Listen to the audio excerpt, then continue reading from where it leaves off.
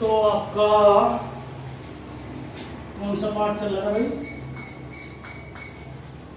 दिनांक हो गया 8/5/2020।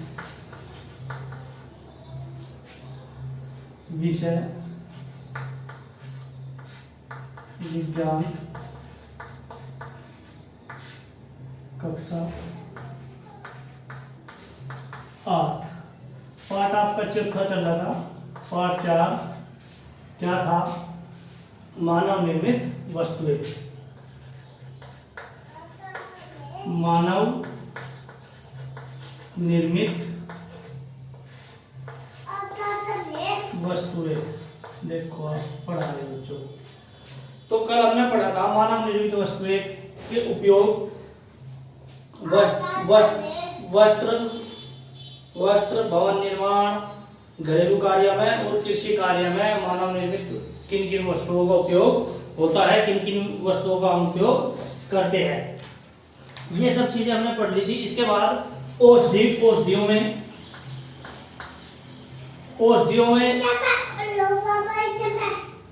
में हम क्या क्या मानव निर्मित वस्तुओं का प्रयोग करते हैं।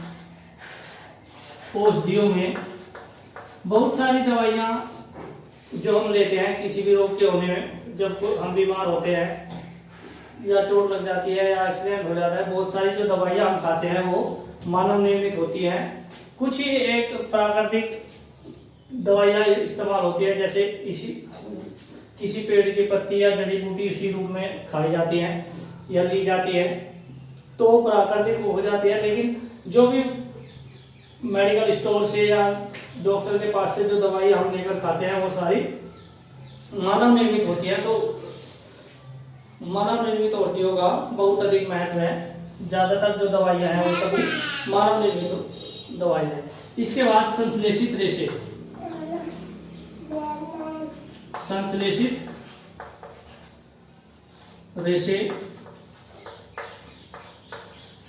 रेशे इससे पिछले पार्ट में हमने पढ़े थे प्राकृतिक रेशे जो आपका रेशम कीट से बनते हैं, लेकिन कुछ रेशे मनुष्य द्वारा निर्मित किए जाते हैं जिन्हें संश्लेषित रेशे कहते हैं। बहुत सारे जो जैसे नायलॉन है, पॉलिस्टर है, डेक्रोन है, रेयान है, ये सारे क्या है मानव निर्मित रेशे हैं और बहुत ही अच्छे होते हैं जो पेट्रोलियम से प्राप्त किए जाते हैं।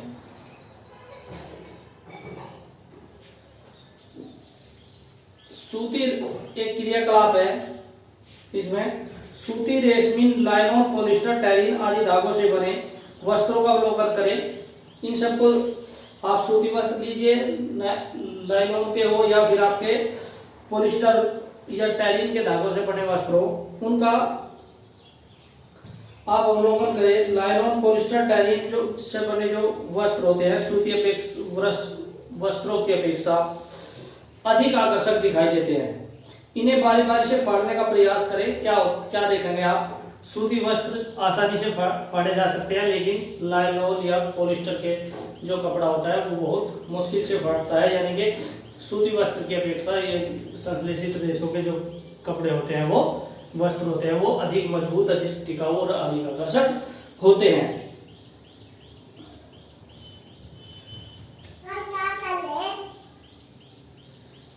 दूसरा आपका नायलॉन, पॉलिस्टर, टेरिन एवं सूती कपड़े से बने एक एक रुमाल ले, इन्हें पानी में भिगोए और सुखाए। क्या देखते हैं हम, सूती वस्त्र देर से सूखते हैं और संश्लेषित रेशे जल्दी सूख जाते हैं। सारी वीडियो करवा देगा भाई, कहाँ जा रही है? सारी वीडियो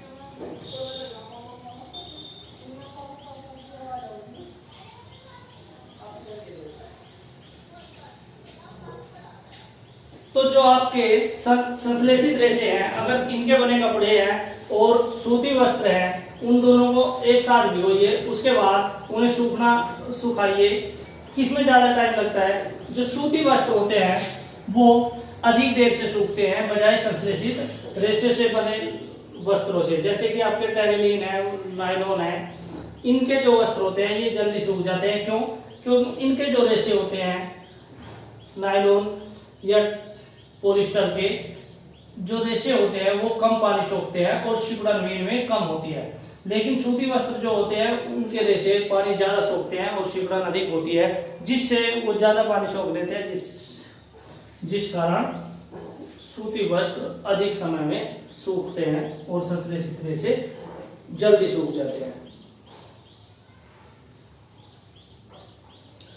इसके बाद प्लास्टिक क्या है? प्लास्टिक क्या है? प्लास्टिक देखिए आपने, प्लास्टिक के बहुत सारे सामान आप घर में यूज करते हैं, बाल्टी है, मग है और बहुत सारे डब्बे, बहुत सारी चीजें होती हैं प्लास्टिक की। दांत साफ करने का ब्रश है। तो प्लास्टिक है क्या? रासायनिक रूप से अगर हम बात करें तो प्लास्टिक असंतृप्त हाइड्रोकार्बन, असंतृप्त हाइड्रोकार्बन, असंतृप्त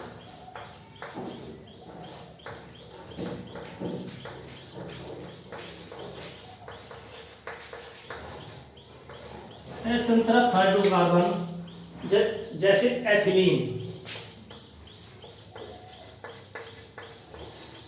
असंतृप्त हाइड्रोकार्बन क्या होते हैं? मैंने पिछले पार्ट में, जब हम पिछला पार्ट पढ़े थे तो बताया था, ऐसे हाइड्रोकार्बन जिसमें कम से कम एक या एक से अधिक डबल या ट्रिपल बॉन्ड होता है, वो असंतृप्त हाइड्रोकार्बन होता है। यानी जिसमें और हाइड्रोजन जुड़ने की संभावना रहती है, वो वे असंतृप्त हाइड्रोकार्बन होते हैं। तो इसमें एथिलीन है, जैसे एसिटिलीन है,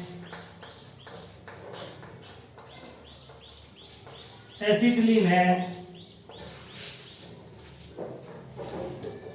इनके उच्च अणुभार के बहुलक को प्लास्टिक कहते हैं। बहुलक कहते हैं, बहुलक से मतलब बहुत सारे अणु। मान लीजिए एथिलीन के बहुत सारे अणु आपस में जुड़ करके प्लास्टिक का, एक प्रकार के प्लास्टिक का निर्माण करेंगे, या एसिटिलीन के बहुत सारे अणु जुड़ करके प्लास्टिक बनाते हैं। एसिटिलीन आदि के अणु उच्च अणुभार बहुलक प्लास्टिक पदार्थ होते हैं। Bakelite, nylon, polythene, Teflon, polyvinyl chloride आदि प्लास्टिक पदार्थों के उदाहरण हैं। जो ये आपके हैं, बेकेलाइट है, नायलॉन है, पॉलीथीन है, जो पन्नी आप यूज करते हैं, टेफ्लॉन है, ये सारे क्या हैं? प्लास्टिक के उदाहरण हैं।